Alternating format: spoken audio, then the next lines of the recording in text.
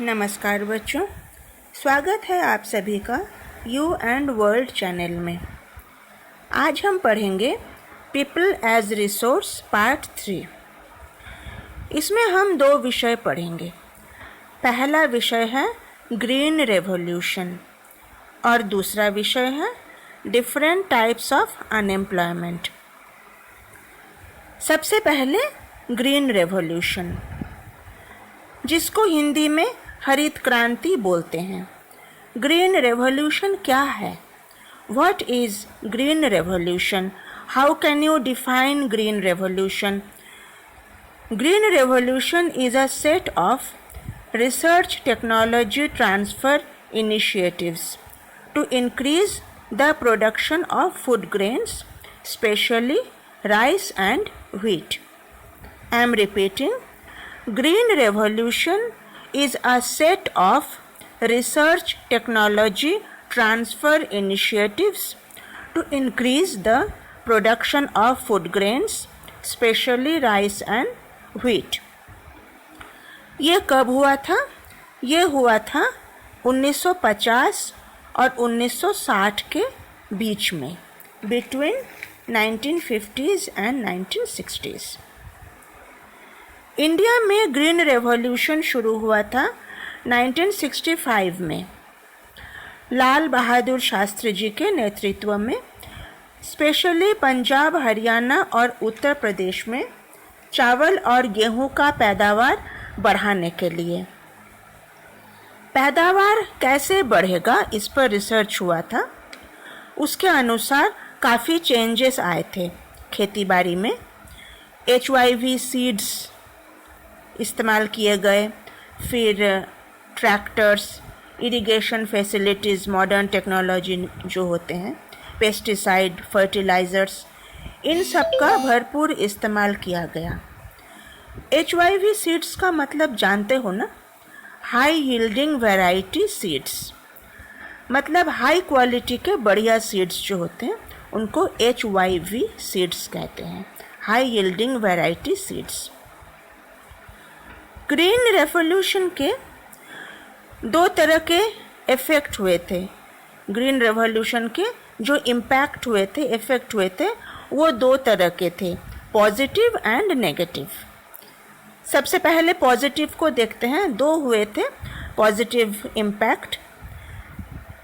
Number 1, agricultural production बढ़ गया। हमारा देश फूड ग्रेन्स के मामले में सेल्फ सफिशिएंट हो गया। सेल्फ सफिशिएंट मतलब है दूसरे देश पर निर्भर ना होना। सेल्फ सफिशिएंट होने के साथ साथ हमारा नेशनल इनकम भी बढ़ गया था। तो ये हुआ पहला पॉजिटिव इम्पैक्ट। दूसरा पॉजिटिव इम्पैक्ट क्या था? Economic condition of farmers improved. किसानों की आर्थिक स्थिति सुधर गई।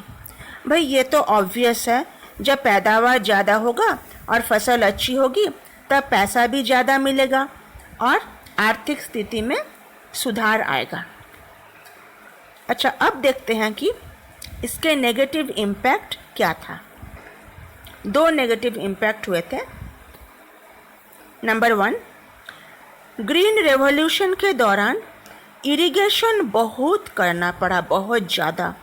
इरिगेशन मतलब है सिंचाई। खेतों में पानी देना, उसको इरिगेशन कहते हैं। अधिक मात्रा में इरिगेशन के कारण ग्राउंड वाटर लेवल काफ़ी नीचे चला गया था, तो कुछ जगहों में पानी की समस्या दिखाई दी। नेगेटिव इम्पैक्ट नंबर 2, अधिक खाद, केमिकल और पेस्टिसाइड यूज़ करने के कारण मिट्टी और पानी प्रदूषित हो गए थे, पॉल्यूटेड हो गए थे, कॉन्टामिनेटेड हो गए थे, जिसका डायरेक्ट इफेक्ट हमारी हेल्थ पर पड़ा था। ओके, तो ये तो हो गया पहला विषय ग्रीन रेवोल्यूशन। अब पढ़ेंगे दूसरा विषय अनएम्प्लॉयमेंट। अनएम्प्लॉयमेंट मतलब क्या है? अनएम्प्लॉयमेंट मतलब है बेरोजगारी। ये बहुत बड़ी समस्या है हमारे देश की। ये एक ऐसी समस्या है जो देश की बहुत ज़्यादा कमज़ोर नींव बना देती है, काफ़ी हद तक देश को कमज़ोर बना देती है। अनएम्प्लॉयमेंट के साथ और भी कई प्रकार की समस्याएं पैदा होती है, जैसे गरीबी, कुपोषण, बीमारी और कुछ असामाजिक क्रियाएं जैसे भ्रष्टाचार, चोरी आदि। अनएम्प्लॉयमेंट को हम कैसे डिफाइन करेंगे? How will we define unemployment? अगर पूछा जाए अनएम्प्लॉयमेंट क्या है तो हम क्या आंसर देंगे? Unemployment is a condition in which people are willing to work but unable to find jobs. I am repeating, unemployment is a condition in which people are willing to work but unable to find jobs. ये वो परिस्थिति है जिसमें लोग काम करना तो चाहते हैं, रोजी रोटी कमाना तो चाहते हैं, मगर उनको काम मिलता नहीं है। Unemployment means lack of jobs, even for those who are able and willing to work at the prevailing wage. Unemployment कई प्रकार के होते हैं. There are different kinds of unemployment. Rural areas में कैसा unemployment देखने को मिलता है? Rural areas मतलब जो गांव का एरिया होता है, वहाँ पर ज़्यादातर दो प्रकार के अनएम्प्लॉयमेंट देखने को मिलते हैं। कौन कौन से? सीजनल अनएम्प्लॉयमेंट और डिसगाइज्ड अनएम्प्लॉयमेंट। सीजनल अनएम्प्लॉयमेंट मतलब एग्रीकल्चर से रिलेटेड जो काम होते हैं, जैसे सोविंग, हार्वेस्टिंग, वीडिंग, थ्रेशिंग। ये काम तब होते हैं जब फसल उगाने का और काटने का सीज़न होता है। तो इस चक्कर में कुछ लोग साल के कुछ महीने बेकार रहते हैं। ये है सीजनल अनएम्प्लॉयमेंट, मतलब फसल का सीज़न नहीं तो रोजगार नहीं। इसका सॉल्यूशन क्या है?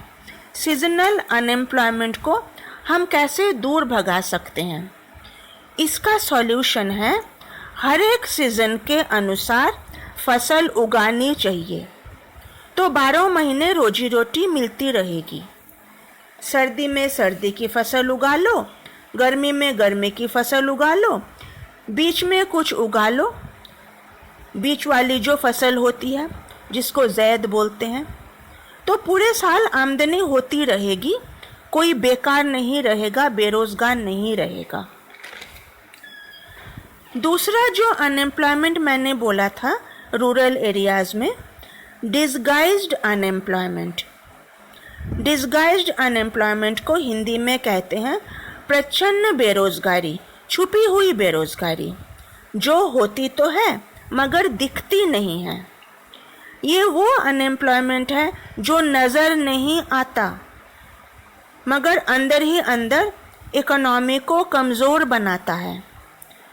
फॉर एग्ज़ाम्पल, एक एग्ज़ाम्पल के साथ समझाते हैं तो अच्छे से समझ में आएगा। एक किसान है, ठीक है, एक किसान है जिसका नाम है रामलाल। रामलाल के पास उसका अपना एक प्लॉट है जहाँ वो बढ़िया खेतीबाड़ी करता है, अच्छी फसल होती है। रामलाल के 2 बेटे हैं, सुरेश और रोहन। रामलाल जब बूढ़ा हो जाता है, हाथ पैरों में ताकत नहीं रहती, तब वो अपने बेटों से कहता है, देखो मेरी हो गई है एज, अब तुम दोनों खेतीबाड़ी संभाल लो। सुरेश और रोहन खेतीबाड़ी संभाल लेते हैं।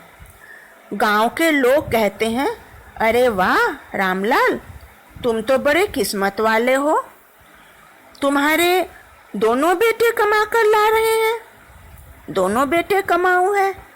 रामलाल खुश हो जाता है। यहाँ एक समझने का विषय है, मन लगाकर सुनना। जिस प्लॉट में अभी तक रामलाल अकेला काम कर रहा था, उसी सेम प्लॉट में अब सुरेश और रोहन दोनों काम कर रहे हैं। प्लॉट वही है, पैदावार वही है, सेम। तो इसका मतलब क्या हुआ? इसका मतलब ये हुआ कि रामलाल का एक बेटा बेरोजगार है।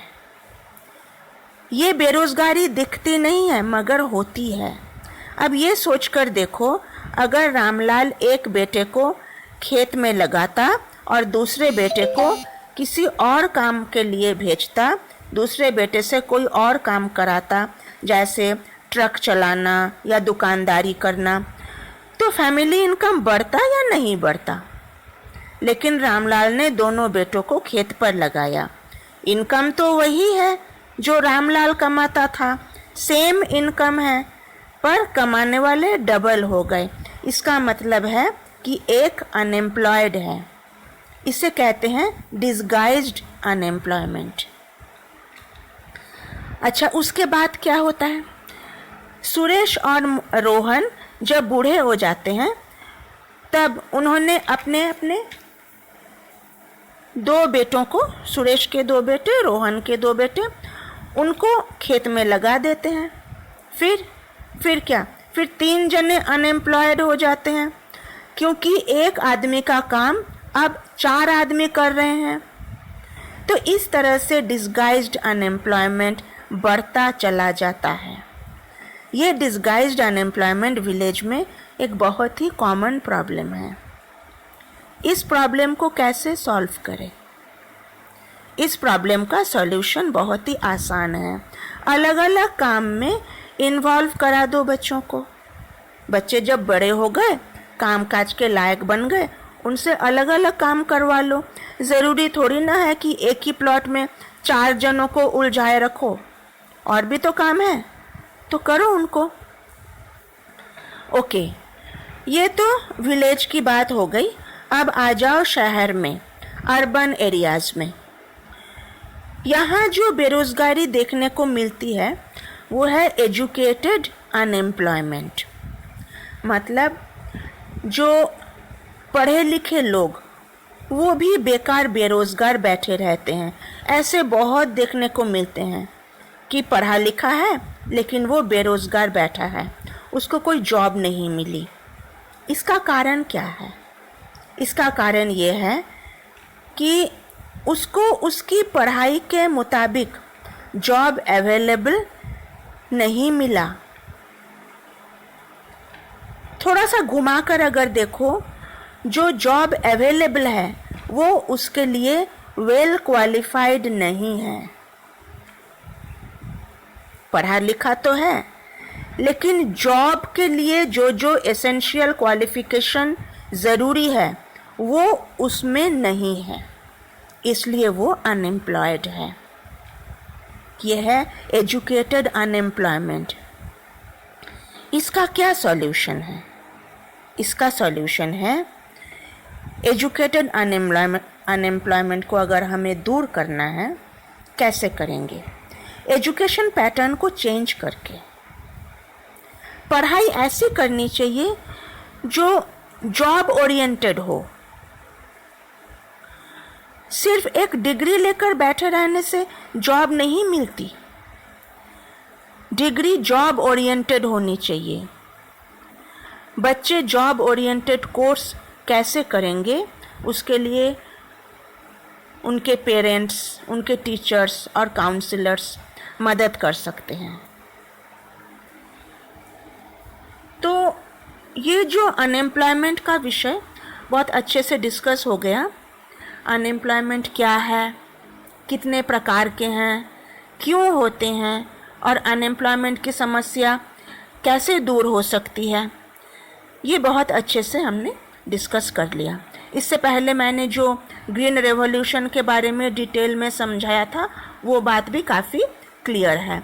तो ये दोनों विषय आप समझ गए हैं।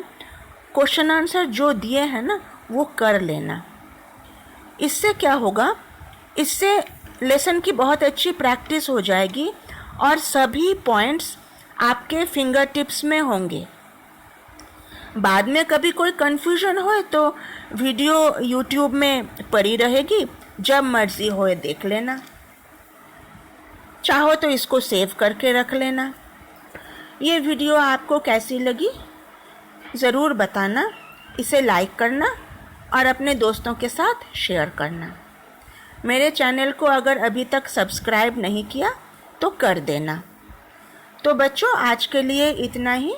Good bye, take care.